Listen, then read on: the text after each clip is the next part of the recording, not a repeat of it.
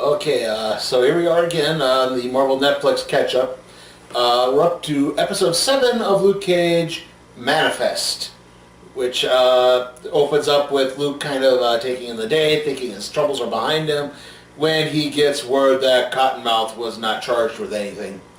Cottonmouth is freed. He returns back to his club, where Shades inform him that Diamondback says, no, you're not going to have those weapons that you wanted earlier, because, well, you were arrested, and I can't trust you. At this point, Shades leaves, and Cottonmouth pulls out a gun that he has a personal connection to. This episode kind of, sort of, serves as a bit of a backstory for both Cottonmouth and Mariah. It shows them under the tutelage of Mama Mabel Stokes, who basically raised both of them. She was... basically, Cottonmouth was like a baby found on the doorsteps. They also had a relationship with one of her underlings named Pete, who was kind of a father figure to Cottonmouth. That is until Mama Mabel found out that Pete was trying to do some back-end deals with some other families that were not allowed. Cottonmouth was raised a piano prodigy and could have been gotten into Juilliard, while Mariah was a prodigy in her own right and was sent to a boarding school so that she could take over New York City politically. But as soon as the word gets out about Pete, Mariah basically says, to earn Cottonmouth's loyalty, she makes Cottonmouth kill Pete in front of everyone. It's also implied that Pete may have molested Mariah at one point, but there's never anything shown. So anyway, at this point too, we go back to that kind of runs throughout the episode, the Cottonmouth origin story leading to the climax, but we'll get to that. Anyway, back to the precinct. The house is basically being cleaned out because of all the dirty cops that turned out that were on the payroll. And Mariah's superior is out, even though she didn't have anything to do with it, because if you have dirty cops on your payroll, you're pretty much seen as being ineffective as a leader. Back with Mariah, she winds up losing her party support. Basically, they suggest that she should step down, given that everything that's happened. But as her sort of rival in the party leaves, Shades kind of steps in and begins to talk with Mariah a little bit. Says, like, look, your grandmother used to be someone in this town. Like, you need to start stepping into that. You can't, the political thing is done. You're not going to get that way. This way, this is the way you take over. This is the way you get the power. And anyway, Luke and Cottonmouth meet for the parlay. Cottonmouth basically says, look, you don't really have a leg to stand on either, because I know your past. I know that you were in Stonegate Prison, and if the rest of the streets know that you were also in prison, you might not be able to wield the power you use. So I suggest you work for me. And Luke kind of briefly comes along to the idea of running. Claire talks him out of it. As this happens, so Luke instead decides to go after the Puerto Ricans, who are actually holding the guns that Diamondback had. They were holding the guns, and he confiscates the guns from the deal. Basically beats everyone up. The family's name was the Cologne family. Anyway, as this is happening, Mariah goes to visit Cottonmouth. She tells him, look, you need to just drop Luke Cage. That it's a loss. You're not going to get him. And he says, no, we're going to focus on this. This is how we're going to do it. And she finally just snaps. She hits him in the back of the head with a full bottle of wine. The two tussle. She finally pushes him through a plate glass window that overlooks his club. He falls down, and then she goes down the stairs and beats him to death with a microphone stand. And as this is, and then war begins. As this happens, Shades enters the room, and you're going to see a little bit more of what happens after that in the next episode. A few hours go by. Misty gets a call about Cottonmouth's body being found, and Luke is walking through the park with Misty. Not Misty. Okay, just a sec here. Luke, he's up with Misty, and Luke tries to set up a meeting with Misty Knight to basically clear the house over everything. Hours later, he and Claire are walking through the park, and suddenly someone shoots him. And it's one of the Judas bullets, which drills in and explodes, and it leaves a bullet hole, and he's bleeding. And we then kind of pan back to see that it was shot by Diamondback. And we'll get to a bit into who Diamondback is. Anyway, Luke, Claire calls a special ambulance that wants to take him to sort of this back alley clinic where he could get some anonymous health care. He gets pursued by Diamondback at this point. Diamondback shoots a rocket launcher at the ambulance and flips it over. And Claire manages to get Luke to the back alley clinic. As this is happening, word has obviously gotten out about Cottonmouth's death. The police are there. We then get kind of this interspersed flashback with Shades talking with Mariah saying, look, this is what you need to do. Okay. Basically, Mariah winds up bribing a hostess to say it was Luke Cage. Shades tries to clean up everything, takes some of the bloody evidence, plants it in the barber shop. And again, Shades sort of takes over, but then he slowly kind of falls back into default mode.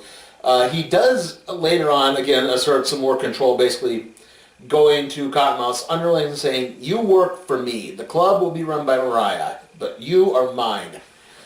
As this is happening, Claire is trying to operate on Luke Cage, but she cannot cut in. Like, even if she goes into the hole, she can't cut anything to cut the bullets out. She runs an ultrasound, and it turns out, again, the bullet exploded, and there's all these little bits of shrapnel that are embedded and are slowly kind of moving their way. They're not really tearing anything up, though. It's not regenerating, they're just kind of held inside. As this is happening, Misty calls Luke and informs him about Cottonmouth's death, and the call is traced to the location they're at. Unfortunately, any attempt by Misty Knight to get Luke Cage at least just turn himself in gets interrupted by Diamondback firing another bullet into the clinic, and everyone's dispersing. Luke finally comes face to face with Diamondback, briefly seems to recognize him, and in the midst of this, he takes Misty hostage and just uses her to escape, and then knocks her out in the back alley. Luke is bleeding heavily still, but he's still fighting back as much as he can. He pursues Diamondback to this old theater where they have a confrontation. He knocks Diamondback off of a balcony. Again, they fight and fight. As this is happening, Misty interrogates Claire about Carl, because the whole time this has been happening, Diamondback has been referring to Luke by Carl Lucas. And she does, again, as this interrogation goes, Misty gets a little physical with Claire, and that calls her new superior to come in and say, no, okay, you've gone too far, you're off the case. Diamondback and Luke are fighting. They get to the outside of the theater, and it's daylight now. Basically, Luke apologizes. He said, look, I loved you like a brother. And Diamondback goes, I can't say the actual word because I'm a white guy, so you're not allowed to say it, but yeah, he goes, fool, I am your brother. And fires another Judas bullet into Luke. It knocks him back into a garbage truck, which then drives off. And that's how the episode ends. This was episode 8, blowing something up, by the way. I don't think not blowing something up, shoot. Episode 8 is blowing up the spot, sorry. It was blowing up the spot. I rather foolishly forgot that. Yes, Diamondback is the alias of Willis Stryker, who is... Or is it Stryker Willis? Oops. If I got it wrong, I'll put it on the bottom of the screen there. Anyway, is the alias of Willis Stryker, who is Luke Cage's half-brother. He's actually an amalgamation of two different characters from the comics. He's also apparently the big crime boss in most of Harlem. And it seems now he's got his hooks onto everything. We don't know what's happening to Luke until episode 9, but yeah, that's how that's all turning out. It's Marvel Comics' Amazing Spider-Man like you've never seen him before, in 4 action-packed video games. Spider-Man comes to the NES in Revenge of the Sinister Six. Dr. Octopus has assembled Electro, Mysterio, Hobgoblin, and more. Only you can disarm his evil plan to rule the world. For portable web-swinging action, it's Spider-Man 2 for Game Boy and Spider-Man for Game Gear. You'll need your spider sense when you take on supervillains Venom and Carnage. Get ready as Marvel Comics' Dream Team bursts onto Super Nintendo in Spider-Man and the X-Men in Arcade's Revenge. It'll take all your mutant powers, Spidey's webs, Wolverine's adamantium claws, Cyclops' optic blasts, Storm's lightning, and Gambit's exploding cards to foil Arcade's diabolical plot.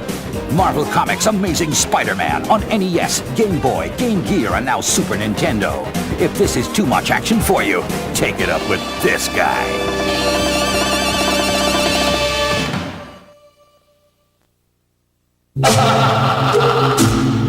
If you think superheroes like me can fight all your battles for you, think again. Voting for your local, state, and federal representative lets you choose who's on your side in all the issues we face today. From the little ones to the really big ones, too. But before you can vote, you need to register, so do it now. For registration forms or information on how to register, visit your local participating video store. Have a voice in your future. Register. And vote. And tell them Spider-Man sent you.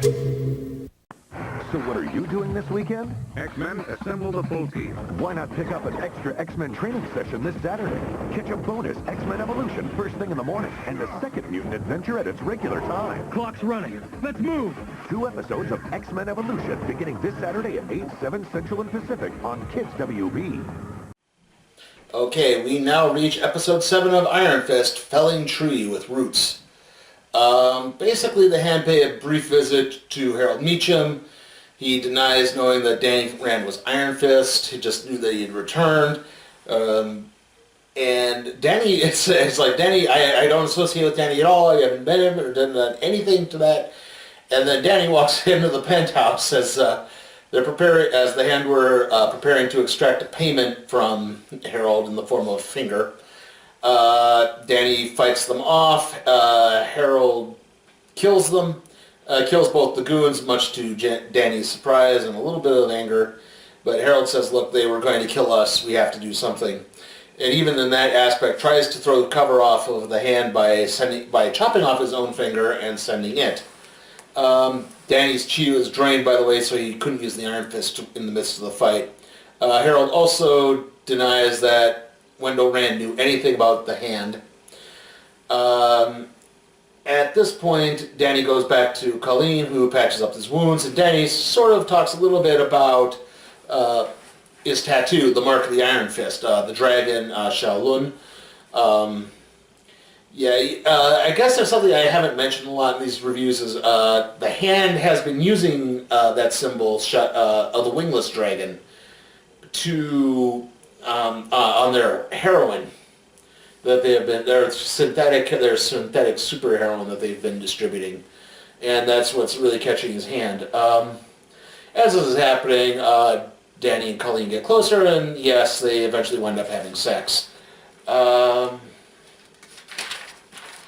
see, as this happens, Ward arrives at the penthouse. He's still kind of going through his drug withdrawal. He had his big blow up in the drug center, or the pharmacy, last night, or the last episode, I mean, with Joy.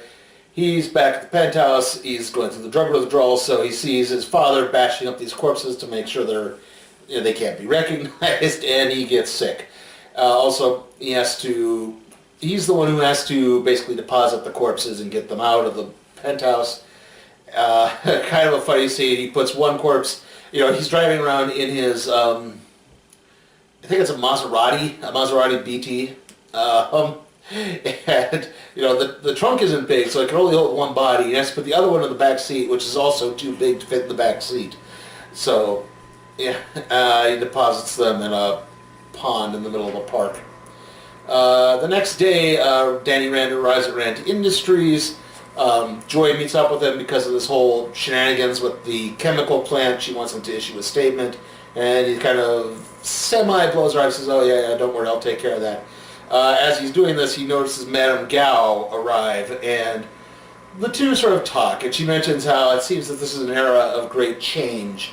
The devil of Hell's Kitchen, the man with the impenetrable skin in Harlem. She doesn't mention Jessica Jones. That's about the only thing that doesn't pop up.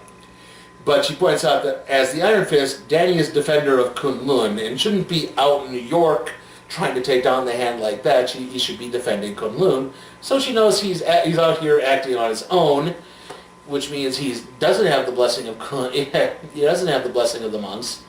Because he's out here on his own, and that means his partners like Claire Temple and Colleen Wing are fair game and stay out of his affair and to stay out of Hand affairs, basically. He tries to get more information about how she knew his father. How long has she been in Rand? It's like, oh, we've been in Rand for a long time. And she goes away, and Danny sees them go down and use a special security card to unlock something in the elevator. And Danny basically leaps down the elevator shaft using the power of the Iron Fist and sort of tails Madame Gao and discovers that the building in Rand Industries actually has a hidden 13th floor.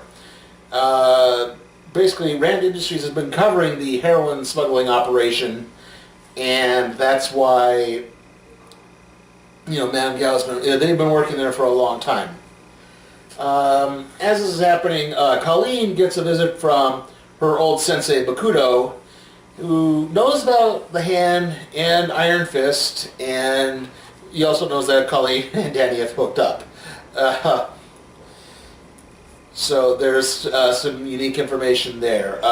Danny takes down all the information on the drug smuggling to Harold, and they too manage to track down a manufacturing facility. Danny calls Colleen for help, and he also joins up with the Triad gang that he had menaced earlier. They all go to take down this facility. They find the chemist, I forget what his name was now, the Russian chemist who had been making the heroin. They held his daughter hostage in the previous episode.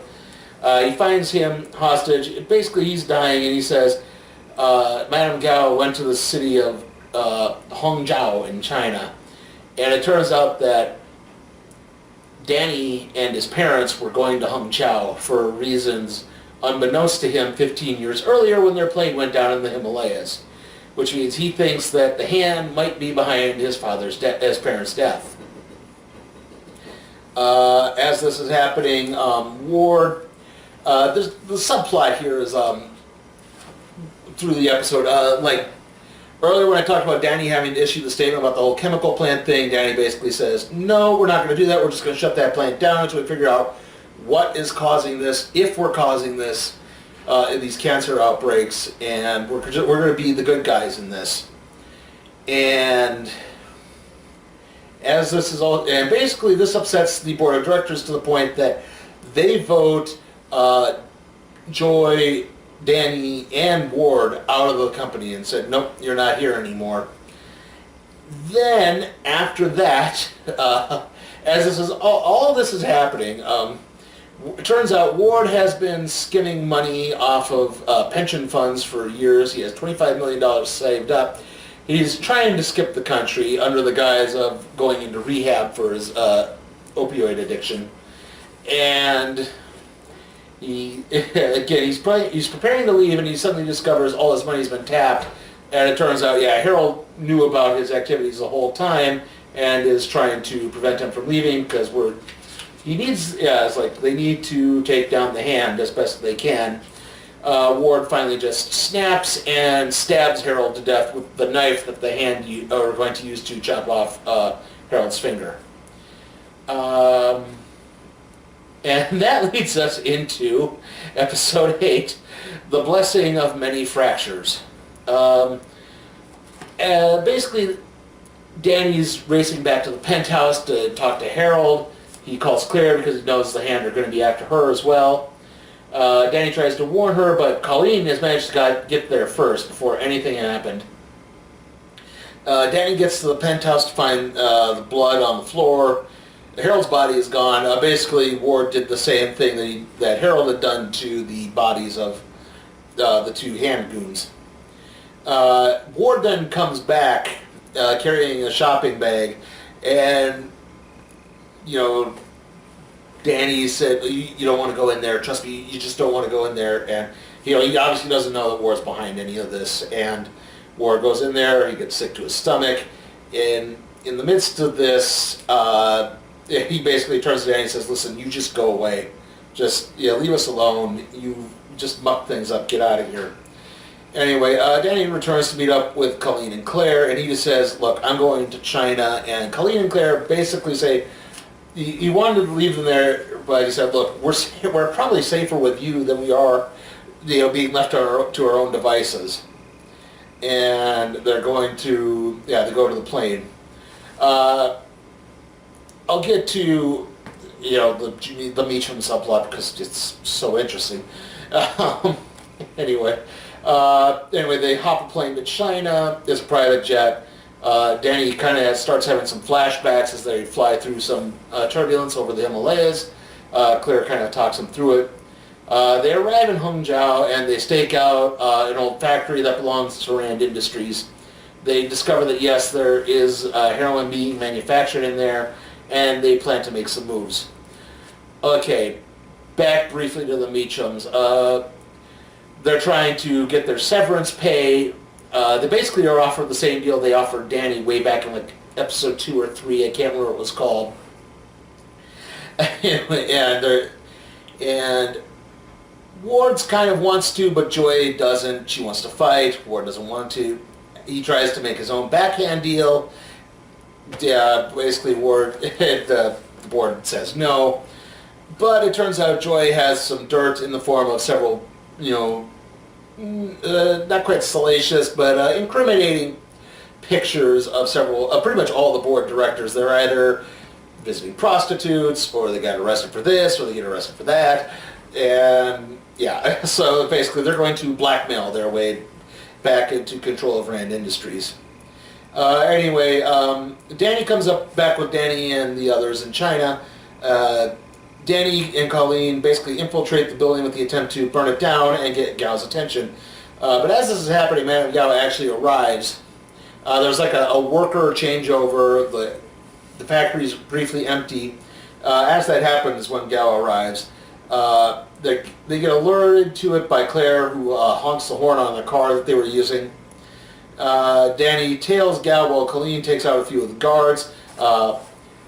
Madame Gao enters this one building that's being guarded by a drunk, it looks like, and it turns out this is a drunken master. And yes, there is a style of martial arts called drunken boxing.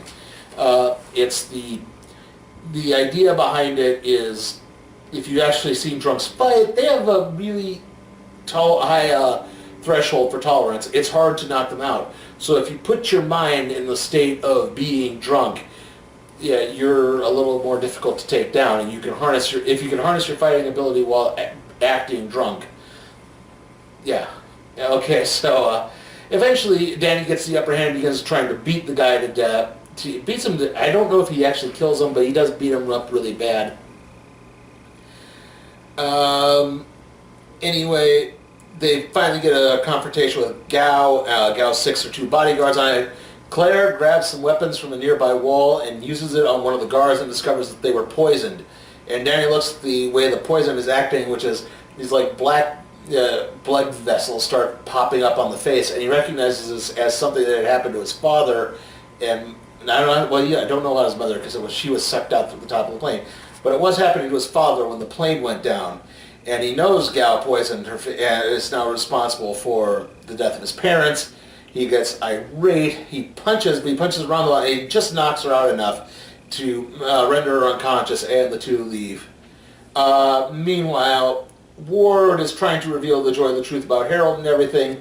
But as they're approaching the penthouse, he starts seeing blood everywhere. It's been something of a running thing that's been happening where Ward is hallucinating the blood of his father on his hands, on the walls, coming out of the elevator, and he kind of just chickens out and pulls her away. some web power? It's yours with the amazing new Spider-Man Web Blaster. It's Hobgoblin! Get him! Load the web cartridge. Blast him! And Web Blaster lets you shoot webs just like Spidey. There he is! Web Blaster comes with 600 feet of crime-busting web. We got him here! No, we got him here! With the awesome Spider-Man Web Blaster, you've got the bad guys covered. Where'd he go? There he is! Get him! Each Spider-Man Web Blaster is sold separately and comes with 2 web fluid cartridges. Additional refills sold separately. 2, 1, march! The countdown to excitement has begun. Feel the force of the X-Men, Bub, and experience for the first time ever the world premiere sneak preview of the Mighty Morphin Power Rangers. All right, let's go! Back to back in an action-packed full hour of pure power as they team up. Let's go get them and take control. Right, we're with you! Don't miss the X-Men, followed by Fox's exclusive sneak preview of the Mighty Morphin Power Rangers this Saturday on Fox. Okay, so thoughts on everything so far. Like, Luke Cage is really just humming along, I think. I have heard that it starts to get a little over-the-top wacky towards the end, but so far I've liked what I've seen. I like a lot of the characterization.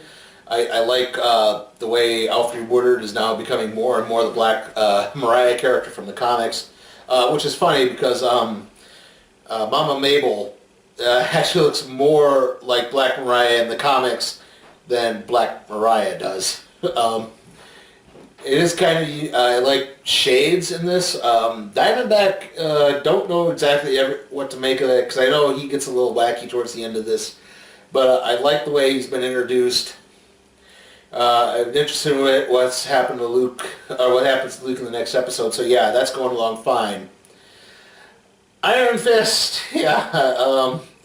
Iron Fist is really feeling like a chore sometimes.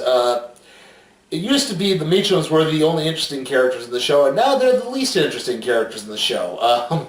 Maybe it's because, again, we finally started to get more martial arts action in this martial arts show. But, yeah, the Hand is there. So, again, it's like Danny confronting Madame Gao, and that stuff is interesting. Nothing else is. Danny and Colleen is interesting. Yeah, like nothing else involving the Hand is when I say that. Danny and Colleen are interesting. Danny and Claire are interesting. Danny, Colleen, and Claire are interesting. But yeah, it's like it's just some of the execution in this.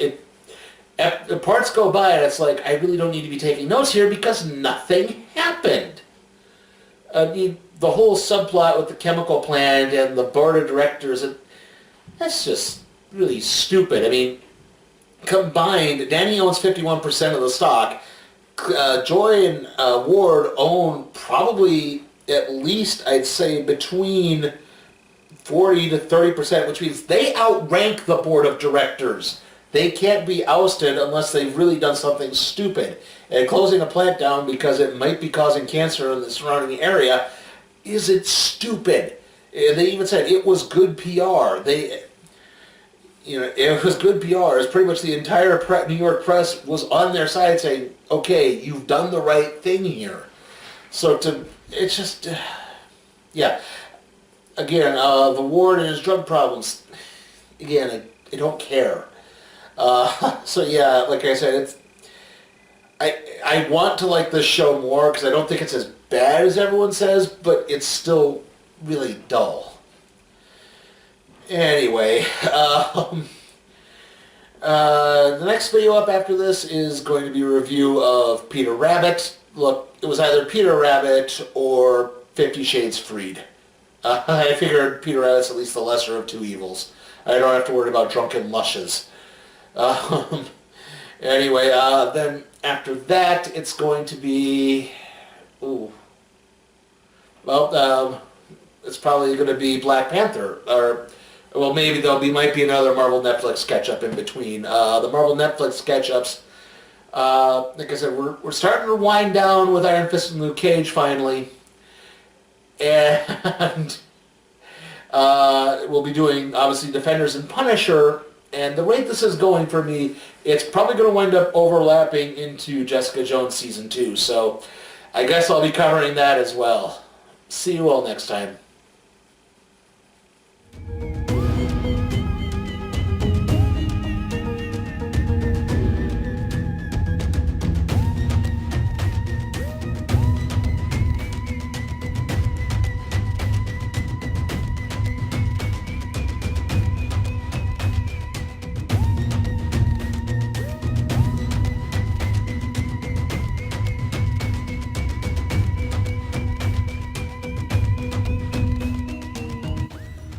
Hey guys, is there a movie you want me to tackle? Even if it's some stinker like Baywatch or the Emoji Movie or something else? Check out my Patreon at Sleepy Time for Cat Productions. See how you can make that happen.